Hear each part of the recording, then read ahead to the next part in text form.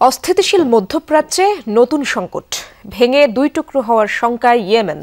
দেশটির দক্ষিণাঞ্চলের বেশিরভাগ এলাকা দখলে নিয়ে স্বাধীন রাষ্ট্র ঘোষণার ইঙ্গিত দিচ্ছে সংযুক্ত আরব আমিরাতের সমর্থনপুষ্ট গোষ্ঠী সাউদার্ন ট্রানজিশনাল কাউন্সিল বা এসটিসি। 1990 সালের আগের মানচিত্রে ফিরতে চলছে বিক্ষোভও। স্বাধীন রাষ্ট্র না পাওয়া পর্যন্ত কর্মসূচি চালিয়ে যাওয়ার হুঁশিয়ারি তাদের।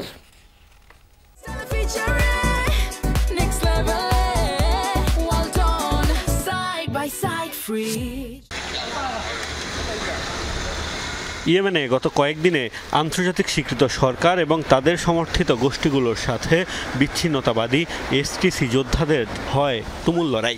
দক্ষিণাঞ্চলের সিংহভাগই দখলের দাবি এসটিসির সশস্ত্র যোদ্ধাদের। সাউদার্ন ট্রানজিশনাল কাউন্সিলের দখলে বন্দরনগরী এডেনও। শহরটি আন্তর্জাতিকভাবে স্বীকৃত সরকারের ঘাঁটি হিসেবে পরিচিত। প্রেসিডেন্টের বাসভবন সহ বিভিন্ন সরকারি অফিস আদালতে ঝোলানো হয়েছে এসটিসির পতাকা। গোষ্ঠীটির দাবি প্রধানমন্ত্রী সহ পালিয়েছেন শীর্ষ ব্যক্তিত্বরা। একসময় সাউদি ইয়েমেন আলাদা রাষ্ট্র ছিল, যা 1990 সালে ইয়েমেনের সাথে একত্রিত হয়। আগের মানচিত্রে ফিরে দক্ষিণাঞ্চলে স্বাধীন রাষ্ট্র গঠনের পরিকল্পনা করছে এসটিসি। পৃথক রাষ্ট্র গঠন না হওয়া পর্যন্ত কর্মসূচি চালিয়ে যাওয়ার ঘোষণা বিক্ষোভকারীদের।